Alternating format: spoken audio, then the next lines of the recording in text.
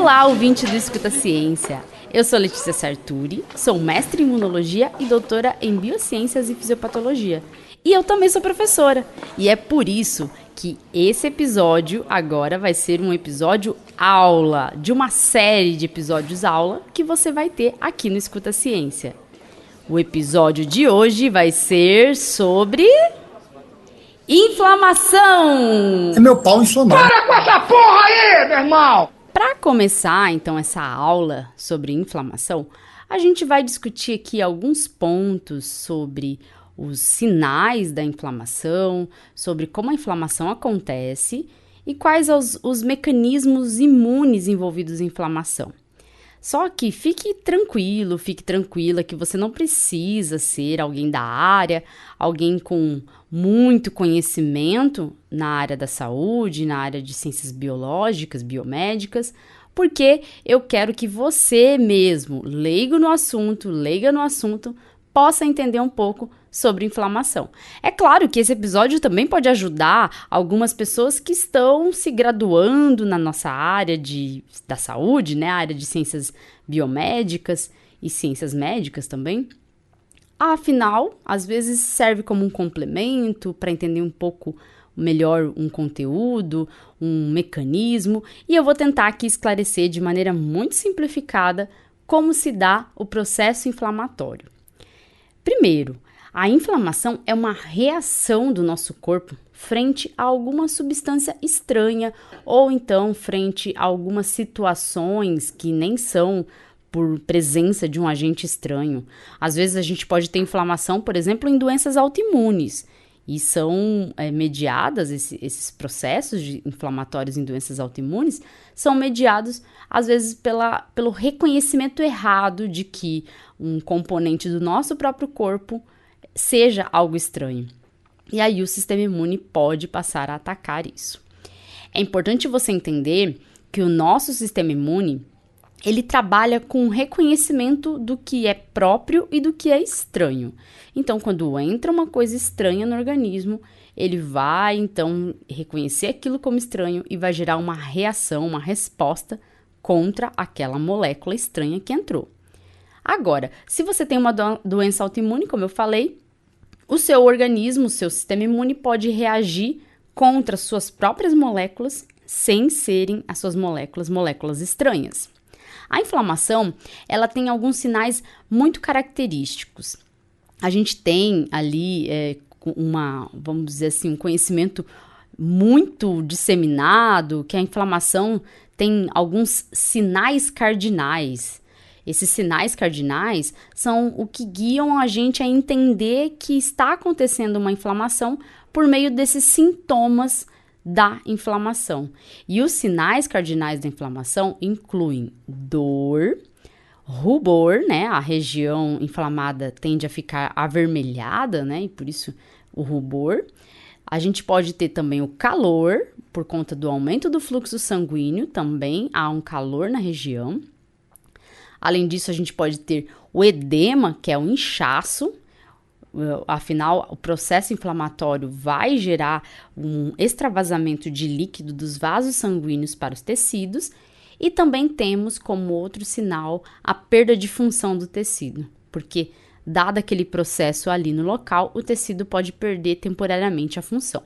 Quando a gente fala de uma inflamação aguda, inflamações crônicas mais duradouras tendem a prejudicar a função do tecido. Veja só, por exemplo, na doença celíaca, já que a gente falou de glúten no último episódio, a doença celíaca é uma doença inflamatória intestinal. E nesse processo inflamatório, o intestino acaba tendo a sua função prejudicada, porque ele começa a ter ali uma série de atrofias acontecendo, as células lá responsáveis pela absorção não conseguem fazer a absorção de nutrientes porque estão atrofiadas. E a gente pode ter até uma perda da barreira intestinal, que é tão importante para proteger a gente de uma série de coisas, como, por exemplo, algumas infecções. Então, o processo inflamatório ele gera uma perda de função no tecido, e isso é bem conhecido, além desses sinais aí que a gente comentou.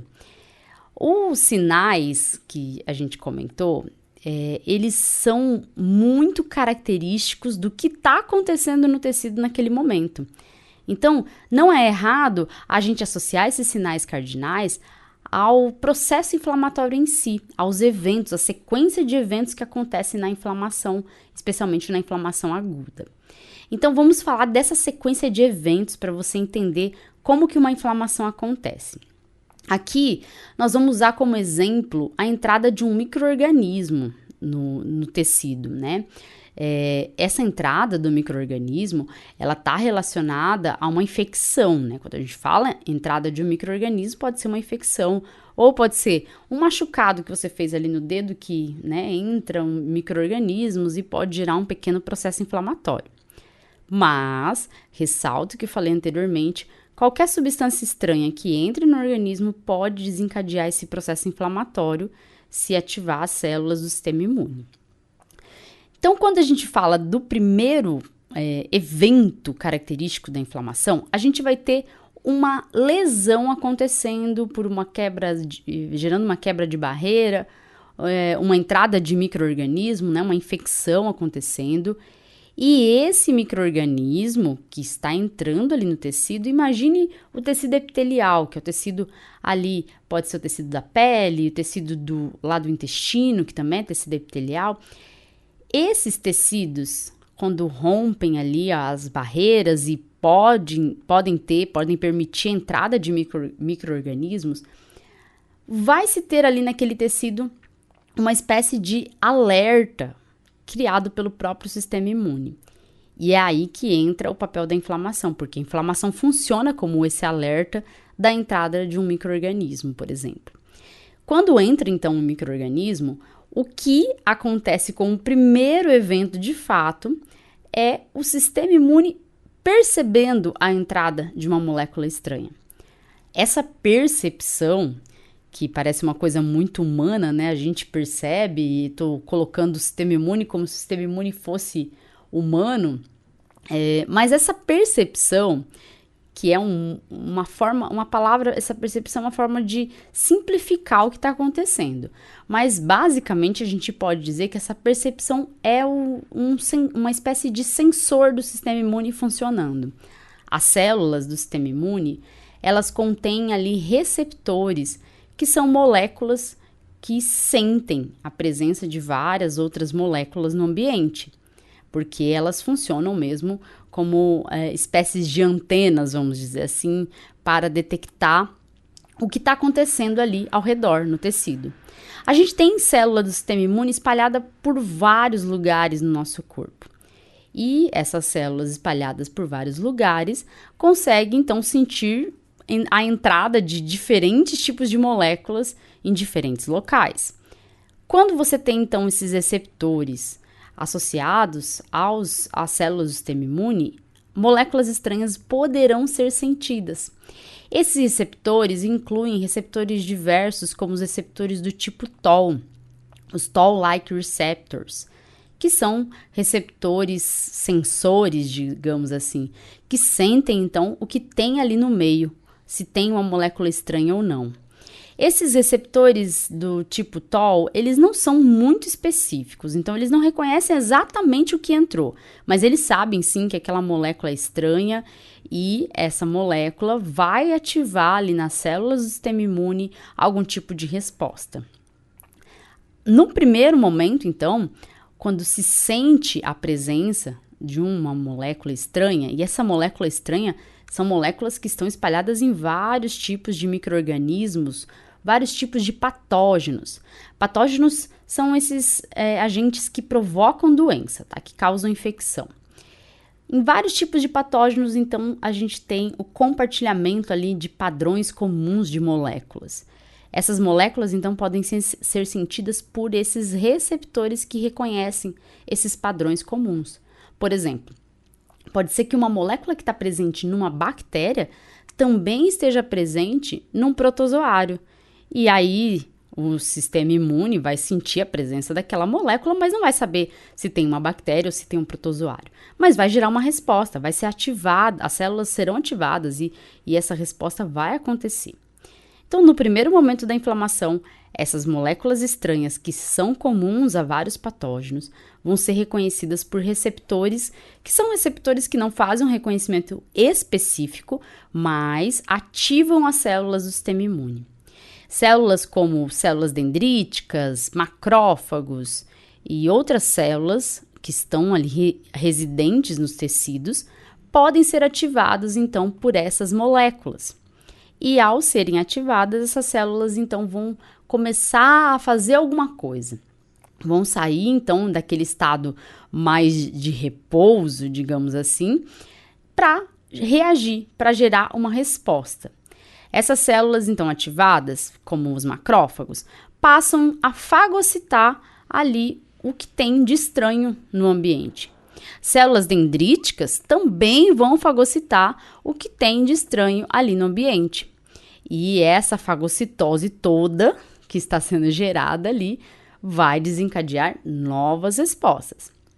Essas células são células que estão residentes no tecido, mas elas podem migrar, né? As células dendríticas, elas têm essa capacidade de ir a tecidos linfóides próximos, como os linfonodos, né? Os linfonodos são ali os gânglios linfáticos, onde acontecem as ínguas. Quando a gente tem uma inflamação aguda, pode acontecer dos linfonodos ficarem inchados, né? E a gente ter as ínguas, famosas ínguas. As células dendríticas, então, têm essa capacidade de sair ali do tecido e ir para os linfonodos próximos. Mas para que elas iriam para o linfonodo próximo? Elas iriam para poder ativar outras células. Células que poderiam gerar uma resposta mais específica. E isso acontece na inflamação também. Mas veja, no momento que células dendríticas e macrófagos fazem a fagocitose ali de algumas moléculas estranhas, né, agentes estranhos que estão ali, que entraram no organismo, essas células ficam ativadas, elas acabam, então, produzindo uma série de mediadores inflamatórios, que incluem as aminas vasoativas, como a histamina, e quem é alérgico sabe o que é histamina, porque quando se tem alergia pode ter que se tomar o antihistamínico, né, para impedir lá os efeitos da alergia, como coceira, né, e a histamina é esse mediador que provoca, né, que promove esse tipo de ação de vasodilatação e acaba também promovendo o efeito da coceira, que é tão comum quando a gente fala de alergia. E elas produzem também, essas células que se ativaram, citocinas pró-inflamatórias ali no tecido. Essas citocinas, junto com esses outros mediadores, vão ajudar a amplificar o processo inflamatório, a trazer mais células para o tecido também. Vão ajudar no processo de recrutamento de células. Recrutamento, por quê? Porque as células vão vir de algum lugar e serão recrutadas, vamos dizer assim, para atuar ali, para trabalhar ali, naquele momento, para conter aquele tipo de molécula estranha que entrou no organismo. Então, quando a gente fala dessa produção de mediadores para recrutamento, a gente está falando de um processo de recrutamento que vai acontecer a partir de células que estão ali no sangue. Essas células vão sair de dentro do seu vaso sanguíneo e vão ir para o tecido onde tem aquele agente estranho, o tecido onde está acontecendo a inflamação. Para isso, então, tudo precisa acontecer. Precisa primeiro sentir a presença do agente infeccioso, as células que estão ali no tecido se ativam, fazem a fagocitose, produzem os mediadores e esses mediadores vão iniciar o processo de recrutamento. Esse processo de recrutamento, ele visa, então, trazer células como neutrófilos, monócitos, inclusive também linfócitos, ali de dentro do seu sangue, para o tecido. Você já deve ter visto essas células quando você olha um hemograma. Você vê lá a contagem das suas células, todos esses tipos celulares estão presentes no hemograma. E essas células, então, elas têm a capacidade de sair de dentro do seu vaso sanguíneo, do seu sangue, e ir lá pro tecido, seja na pele, seja lá no intestino, onde está acontecendo a inflamação, para poder atuar também ali. Para acontecer isso, em detalhes, né, para você entender como que isso acontece, entenda que a ativação primeira daquelas células foi essencial. E a produção dos mediadores também foi essencial. Alguns desses mediadores são usados para atrair as células ali para o tecido. Outros mediadores acabam atuando no vaso sanguíneo para modificar ali o estado de dilatação do vaso sanguíneo, para vasodilatar ele, melhor dizendo, para favorecer esse processo. E também para aumentar a permeabilidade do vaso, né, fazendo com que as células consigam passar por entre as células que formam os vasos sanguíneos, que forma ali o tubinho, né, do vaso sanguíneo. Então, esse processo de recrutamento, ele vai acontecer primeiro com a atuação dessas moléculas mediadoras sobre o vaso sanguíneo, provocando vasodilatação no vaso, né? Fazendo o vaso ficar mais dilatado, fazendo aumentar a permeabilidade do vaso, então aumenta também a permeabilidade vascular, o espaço entre as células que formam o tubo fica maior. Então, esse vaso fica mais permeável e o que está dentro do vaso pode passar para o tecido, né? Pode atravessar o vaso sanguíneo e ir para o tecido. Dentre as coisas que podem parar lá no tecido, a gente inclui até mesmo proteínas plasmáticas, proteínas que estão dentro do seu sangue, como as proteínas do sistema complemento, e outras proteínas. As proteínas do sistema complemento, elas atuam também para degradar, destruir alguns patógenos, destruir alguns micro-organismos. Mas hoje o foco não é a gente falar do sistema complemento, mas saiba que além dessas proteínas atuarem destruindo, né, gerando um complexo de ataque à membrana que destrói micro-organismos, as proteínas do sistema complemento podem servir também como algum agente vasodilatador, colaborar nessa dilatação do vaso e pode atuar também para marcar, vamos dizer assim, marcar mesmo, que é uma espécie de, a gente chama de opsonização. Marcar o agente infeccioso para que esse agente infeccioso seja destruído, seja fagocitado, por exemplo. Nesse processo, então, de recrutamento, essas proteínas que estão saindo do sangue também vão ajudar ali no tecido, mas o foco principal do recrutamento é trazer células, fazer com que células que sejam importantes para combater aquele agente infeccioso estejam ali no tecido onde está acontecendo a inflamação, para que então o micro-organismo possa ser eliminado de fato. Como que acontecem então essas etapas? Como eu falei para vocês, antes, a primeira coisa que a gente tem é a alteração do fluxo vascular, né, no calibre do vaso sanguíneo. Isso vai gerar também extravasamento de líquido, não só das proteínas que eu falei, mas também vai extravasar líquido para o tecido. Só o aumento da permeabilidade vascular e a alteração do fluxo do vaso, do fluxo vascular ali no tecido, já vai gerar aquele calor, aquela vermelhidão no tecido. E, além disso, a gente vai ter a passagem de líquido também do sangue para o tecido inflamado. Essa passagem de líquido vai fazer com que o tecido fique edemaciado, fique inchado. E esse inchaço também é típico da inflamação. Então, não passam só proteínas, não passam só células, mas também passam líquido. E esse líquido vai fazer com que a gente tenha o edema como resultado. Essas alterações, então, no fluxo vascular vão fazer todos esses sinais que a gente já falou, calor, né, a vermelhidão, o inchaço. E é lógico que esse tecido vai ficar ali num estado muito característico, que é o estado inflamado, né, com o fluxo sanguíneo alterado ali no local e vai comprometer também a função do tecido, como a gente já sabe. Além de provocar dor, porque a dor também está associada a essas alterações, inclusive alterações fisiológicas que acontecem no tecido, que fazem a ativação de alguns sensores de dor que a gente tem ali no tecido. E isso provoca, então, a dor. Mas tudo começa pela alteração dessa permeabilidade dos vasos. Esse fluxo sanguíneo alterado, ele é importante para conseguir trazer as células para atuar ali no processo inflamatório. Então, a gente não pode dizer que esse processo é um efeito colateral da inflamação. É um efeito colateral, mas é um efeito essencial para que a gente consiga trazer as células sanguíneas ali do sangue para o tecido.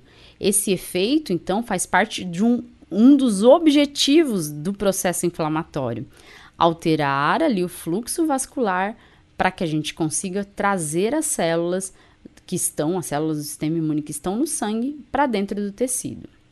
E isso só vai acontecer de fato com essa situação ali de atuação de mediadores sobre o vaso.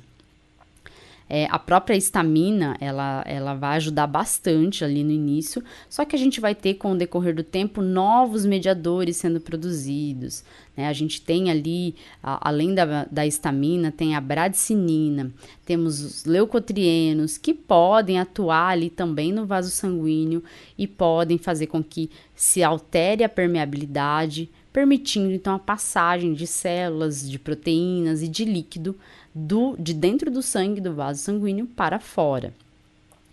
Mas o que faz de verdade as células saírem do sangue e irem para o tecido? Como que isso acontece de fato, né? Como que isso vai acontecer ao longo do tempo? O que vai dar, vamos dizer assim, o start para essa célula conseguir sair? O que vai trazer essa célula de verdade ali para dentro do tecido? O que vai trazer essa célula para dentro do tecido é a interação dessa célula com o vaso sanguíneo e também com moléculas que são secretadas ali onde está acontecendo a inflamação, dentro do tecido, moléculas que são secretadas por nossas células do sistema imune que já estão ali no tecido inflamado. Aquelas primeiras células que são residentes no tecido, como macrófagos, até células dendríticas, elas secretam algumas substâncias que são quimioatraentes, que a gente fala, e chama de quimiocinas, que ajudam muito nesse processo e vão servir mesmo como moléculas atraentes para as células do sistema imune. Só que todas as citocinas, que são moléculas que são liberadas por essas células, citocinas pró-inflamatórias, além de outros mediadores, ajudam nesse processo porque fazem aumentar a expressão de selectinas, seja nos leucócitos, seja no endotélio, que o endotélio é a parte interna ali do vaso sanguíneo, do tubinho do vaso sanguíneo. Essas selectinas, elas vão ser essenciais para acontecer esse processo de recrutamento, para que a célula consiga mesmo de fato sair de dentro do vaso sanguíneo e ir para o tecido inflamado. Então vamos falar como que acontece isso, como que acontece esse processo de verdade. Primeiro, citocinas como TNF e L1 são essenciais para promover essa expressão. Quando a gente fala expressão, a gente está falando de uma coisa estar presente ali no endotélio. Essa expressão de moléculas no endotélio acontece pela produção de citocinas pró-inflamatórias e outros mediadores. As moléculas selectinas, quando a gente fala delas, a gente tem que lembrar que os leucócitos, que são as células do sistema imune que vão ser recrutadas para o tecido, expressam moléculas como a L-selectina. E o endotélio, a parte de dentro lá do vaso sanguíneo, expressa moléculas como a E-selectina. Essas moléculas, então, elas interagem entre elas para permitir, vamos dizer assim, um start para o leucócito poder entender que ali está acontecendo um processo inflamatório e que ele precisa sair de dentro do vaso sanguíneo. Primeiro que o leucócito não entende nada, porque ele não tem cérebro, né? Ele não tem raciocínio, ele é uma célula. Mas só para falar de maneira muito simplificada, é a partir dessa interação das selectinas que a gente consegue, de verdade, fazer esse processo de recrutamento acontecer, ou seja, o leucócito sair de dentro do vaso e ir para o tecido. Essas etapas guiadas pelas selectinas, e depois eu vou falar que tem uma outra molécula que também ajuda, essas etapas elas são formadas por alguns eventos, vamos dizer assim. Os eventos incluem a marginação, o rolamento sobre o vaso sanguíneo e a adesão firme ao endotélio, seguida então da transmigração, que é o processo de passagem da célula pelo endotélio, através do endotélio. Ou seja, ela vai passar de dentro do vaso sanguíneo para o tecido inflamado. Esse processo, então, vai ser guiado pelas moléculas de adesão, como as selectinas, como eu falei anteriormente. O que vai acontecer é que nas primeiras 1 a 2 horas da inflamação, as células endoteliais, elas começam a expressar a E-selectina e os ligantes da L-selectina, que são, então, as moléculas que vão permitir a adesão. Isso tudo por ação das citocinas que estão sendo liberadas ali no vaso, né? Como TNF e L1, como eu comentei com vocês. Depois disso, o que a gente tem é que os leucócitos expressam a L-selectina nas extremidades dos seus microvílulos e eles expressam também ligantes para a E-selectina e P-selectina. Então, ele vai expressar ali na célula ligantes das moléculas de adesão que estão sendo expressas no endotélio. E o que isso vai fazer?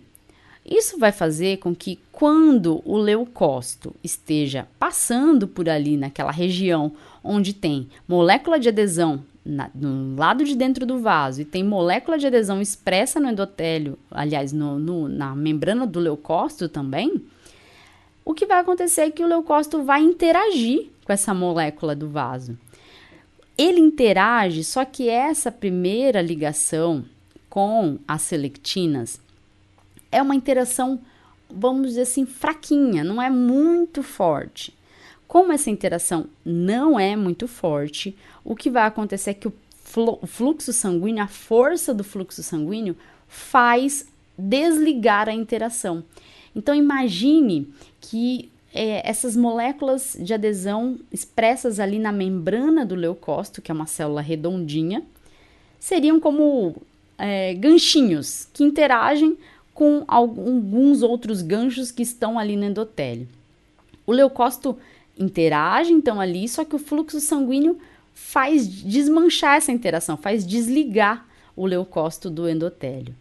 Com isso, o que vai acontecer quando a gente olha esse processo acontecer é um rolamento do leucócito sobre o vaso. Então, a célula começa a rolar em cima do vaso, porque ela vai ligando a interação e desligando pela força do fluxo sanguíneo, ligando e desligando. E tudo ao redor dela tem ali a expressão, ao redor da membrana, a expressão dessas moléculas de adesão.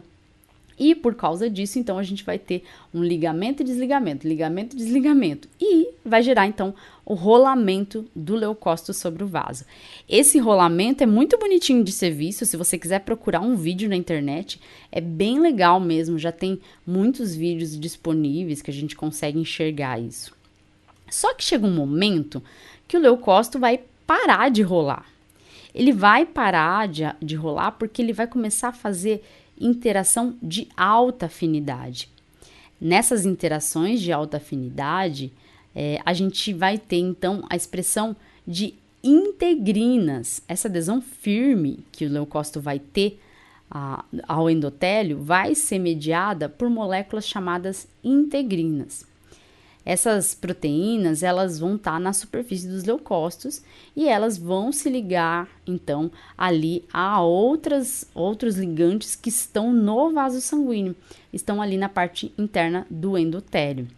A gente tem algumas moléculas de adesão, como a VCAM1, a gente tem ICAM1 também, que são ligantes ali envolvidos nesse processo de adesão firme ao endotélio. Essas moléculas, então, vão estar expressas ali no endotélio. As integrinas dos leucócitos vão ser ativadas pelas quimiocinas. Então, o que faz o leucócito expressar de verdade essas integrinas são as quimiocinas. E quimiocina, se você se lembrar, é o que está ali no tecido, é o que está sendo secretado por células ali que primeiro se ativaram na inflamação. Então, essas quimiocinas vão estar bem no lugar onde está acontecendo a inflamação.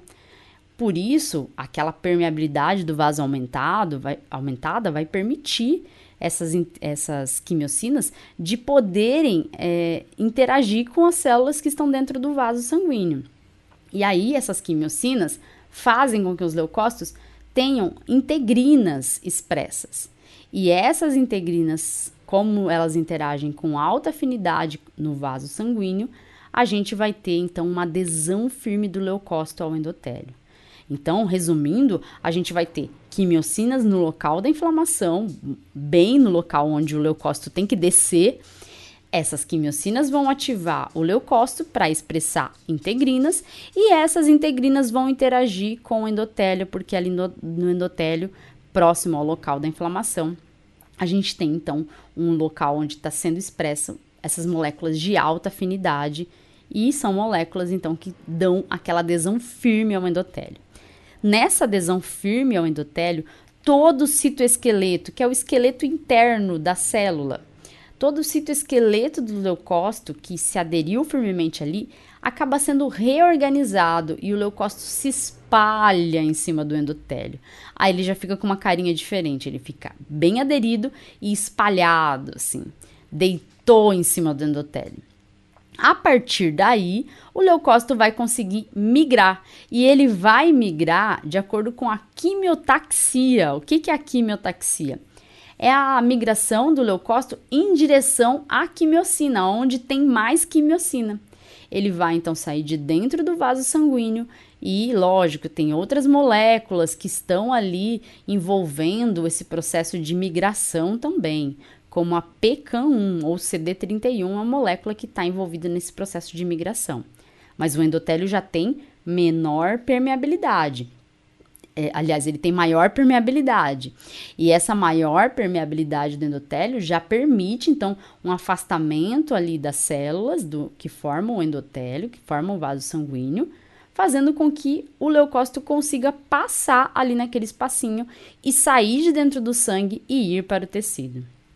Quando ele vai, então, ali para o tecido, lá no tecido, ele vai poder participar, então, desse processo inflamatório, vai conseguir gerar todos os efeitos da inflamação junto com as outras células que já estão no tecido.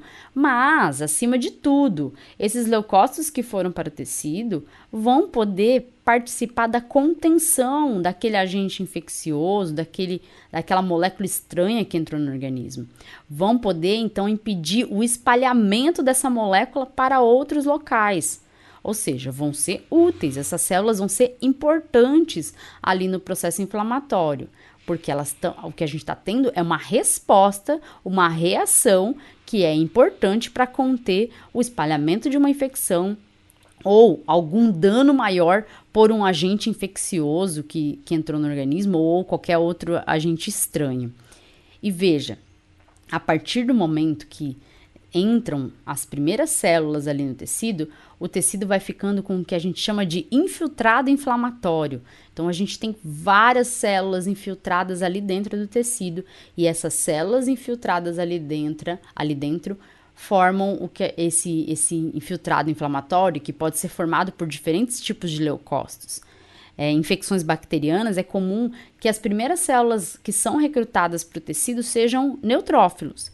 E depois a gente pode ter linfócitos sendo recrutados, também monócitos, mas geralmente os neutrófilos são as células que entram primeiro no tecido.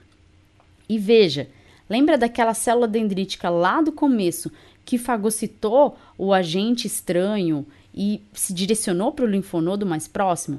Essa célula dendrítica vai apresentar antígeno para o linfócito T.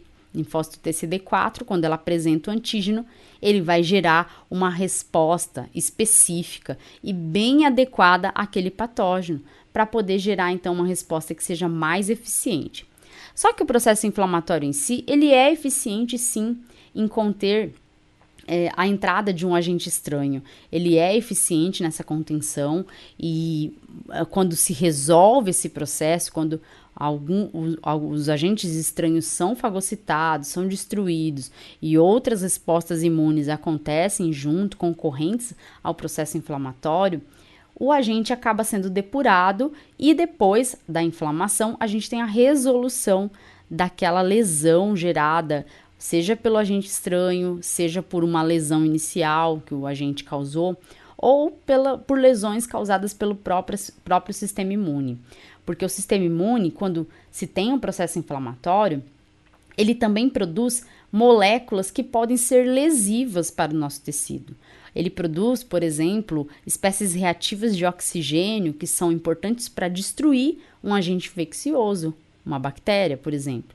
Só que essas espécies reativas de oxigênio podem causar lesões no nosso DNA, lesões nas nossas mitocôndrias, e isso tudo pode gerar consequências de lesões teciduais também.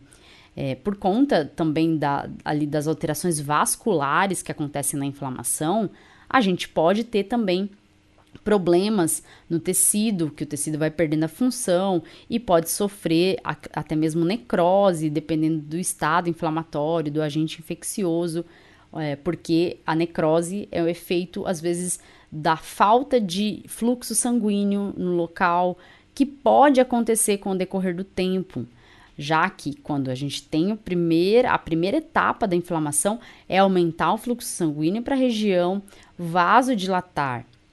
Esse processo de vasodilatação, para permitir a passagem das células do sangue para o tecido, pode gerar um estado de estase, né? Que é vamos dizer assim, uma diminuição ali da velocidade daquele fluxo. E essa estase, pode fazer com que a gente tenha um processo de hipóxia tecidual, falta de oxigênio no tecido. E aí, com o decorrer do tempo, os tecidos ali próximos do local da inflamação podem sofrer também lesões por conta disso. Mas veja, o processo inflamatório é importante, é uma resposta imune importante. Ele, na maior parte das vezes, se resolve sozinho. Com o decorrer da resposta, essa resposta então vai diminuindo a partir do momento que o agente estranho é contido e há uma resolução com o processo de cicatrização das lesões que foram mediadas por todo esse processo. E, por último, a inflamação crônica, ela não é saudável.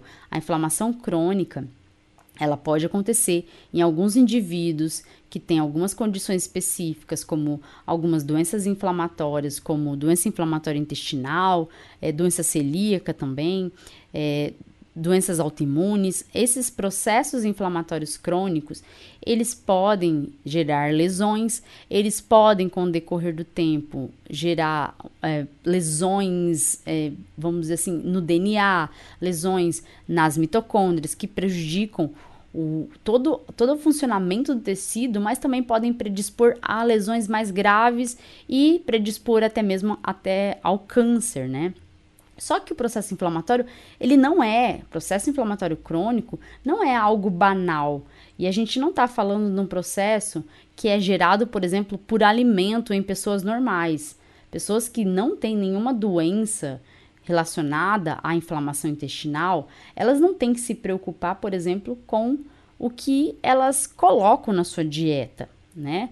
Desde que elas não tenham nenhum sintoma de inflamação intestinal e não sejam diagnosticadas com inflamação intestinal, esse processo inflamatório que a gente falou não está acontecendo. Não existe essa de alimento inflamatório, de inflamação crônica que está acontecendo por conta da sua alimentação. Não existe isso. O processo inflamatório é algo que é diagnosticado, algo que você consegue também sentir, como eu falei para você. Você tem sinais que são sinais relacionados ao que está acontecendo no momento da inflamação. E a partir desses sinais, você vai chamar a sua atenção ali para um possível processo inflamatório, vai procurar um diagnóstico e vai descobrir o que está acontecendo. Mas inflamação não é algo banal. Conviver com uma doença inflamatória crônica é uma convivência muito difícil, porque pessoas que têm inflamação crônica, por exemplo, no intestino, por conta de nutrientes vindos da dieta, Essas pessoas, elas não têm absorção de nutrientes normalmente. Elas são pessoas que podem ser desnutridas por conta da falta de absorção correta de nutrientes por conta da inflamação. Pessoas que têm doenças autoimunes têm que viver à base de corticoides ou outros imunossupressores, porque tem que conter o sistema imune para não ficar inflamando o tempo inteiro o tecido. Então, falar que seu corpo está inflamado só porque você não faz uma dieta boa, uma dieta adequada, é errado, não está certo. O correto é você entender primeiro o que é inflamação antes de usar esse termo inflamação ou antes de falar o que é uma coisa, se uma coisa é inflamatória ou não. Entendendo então esse processo, entendendo como se dá e quais os sinais e as consequências da inflamação, aí sim você pode procurar uma ajuda, se você tiver algum sinal de inflamação em algum tecido, e tentar procurar algum diagnóstico. Mas dizer que você está inflamado só porque você não come bem, só porque você não tem uma dieta saudável, tá errado, tá? Só para ficar bem claro, tá errado.